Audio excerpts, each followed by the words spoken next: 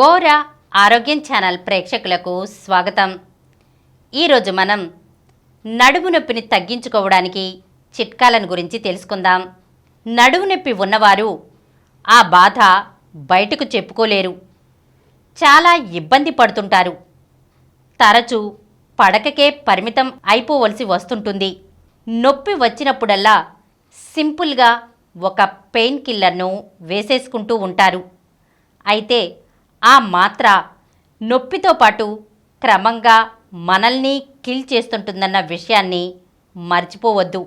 నడుము నొప్పిని తగ్గించుకునేందుకు కొన్ని చిట్కాలను పాటిస్తే చాలు, సింపుల్గా తగ్గిపోతుంది. ఆ చిట్కాలేమిటో ఇప్పుడు చూద్దాం. బాగా నడుము నొప్పిగా ఉన్నవారు తగ్గించుకోవాలంటే ముందు ఒత్తిడిని తగ్గించుకోవాల్సి ఉంటుంది. వెన్నెముక కండరాలు బలోపేతం చేయడంతో పాటు కొన్ని రోజువారీ అలవాట్లను మార్చుకోవడం వల్ల నడుము నొప్పి నుంచి ఉపశమనం పొందే వీలుంటుంది. చిన్న చిన్న టిప్స్తో నడుము నొప్పిని తగ్గించుకోవచ్చు. పడుకునే సమయంలో వెనుక భాగంపై ఒత్తిడి పడుతుంది. నడుము నొప్పి ఎక్కువగా ఉన్నవారు మోకాళ్ళ కింద దిండు పెట్టుకుని నిద్రించడం వల్ల, కాళ్ళు ఎత్తుగా పెట్టడం వల్ల నడుంపై ఒత్తిడి తగ్గి కాస్త రిలీఫ్గా ఉంటుంది. నడుము నొప్పిని తగ్గించుకోవడంలో వ్యాయామం ఎంతగానో ఉపయోగపడుతుంది. ఇక వ్యాయామం చేసే సమయంలో నడుముకు సంబంధించిన ముఖ్యమైన కండరాలపై దృష్టి సారించి సరైన శిక్షణతో వ్యాయామం చేయడం వల్ల, ముఖ్యంగా కండరాలను సాగదీసే స్ట్రెచ్ ఎక్సర్సైజులు చేయడం వల్ల ఫలితం ఉంటుంది. వెన్ను సంబంధిత గాయాల ప్రమాదాన్ని తగ్గించడంలో వ్యాయామం సహాయపడుతుంది. నడుము నొప్పి తగ్గడం కోసం వారానికి కనీసం 2 సార్లు నడుమును బలపరిచే వ్యాయామాలను చేయాలి.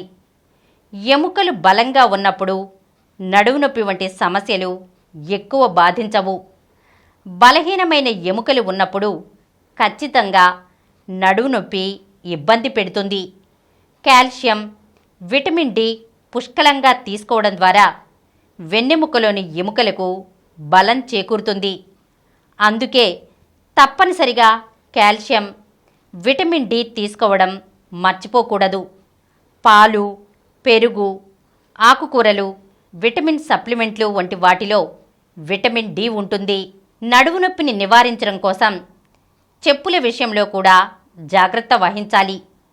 ఎత్తుమడమల చెప్పులు ఎక్కువగా వేసుకునే వారికి నడుము నొప్పి ఎక్కువగా వచ్చే అవకాశం ఉంటుంది. అందుకే తక్కువ మడమ ఉన్న చెప్పులను ధరించాలి. ఇవి మన నడుంపై ఒత్తిడిని తగ్గిస్తాయి. 1 అంగుళం కంటే తక్కువ మడమ ఉంటేనే ఫలితం బాగుంటుంది. ఆఫీస్లో కూర్చున్నప్పుడు, నిలబడి ఉన్నప్పుడు సరైన భంగిమ పద్ధతులను పాటించాలి. మనం కూర్చునే విధానం బట్టి కూడా నడుము నొప్పి వచ్చే ప్రమాదం ఉంటుంది. అందుకే కూర్చున్నా, నిల్చున్నా ఖచ్చితంగా తగిన జాగ్రత్తలను పాటించాలి. ప్రత్యేకించి ప్రతిరోజు గంటల తరబడి కంప్యూటర్ ముందు పనిచేసేవారు మంచి కుర్చీని ఎంపిక చేసుకుని కూర్చోవాలి. లేదంటే నడుము నొప్పి ఎక్కువయ్యే ప్రమాదం ఉంటుంది. నడుము నొప్పికి మరొక కారణం విపరీతమైన బరువు. ఎక్కువ బరువు ఉన్న వారిలోనూ నడుము నొప్పి విపరీతంగా వస్తుంది. బరువు తగ్గితే సహజంగానే నడుము నొప్పి నుండి కూడా కాస్త ఉపశమనం లభిస్తుంది. కాబట్టి బరువు తగ్గటంపై కూడా ప్రత్యేకమైన శ్రద్ధ పెట్టడం అవసరం. ప్రతిరోజు వ్యాయామం చేయడంతో పాటు చిన్న చిన్న మార్పులతో నడుము నొప్పి ఉన్నవారు తగిన జాగ్రత్తలు తీసుకుంటే మంచి ఫలితం ఉంటుంది. మందులతోనే నడుము నొప్పి తగ్గాలని చూడకుండా పై చిట్కాలను పాటించి చూడాలి. ఖచ్చితంగా విపరీతమైన బాధ నుండి కాస్తైనా ఉపశమనం పొందుతారు. ఈరోజు మనం నడుము నొప్పిని తగ్గించుకోవటానికి పాటించవలసిన చిట్కాలను గురించి తెలుసుకున్నాం కదా. మరొక అంశంతో మళ్ళీ కలుద్దాం.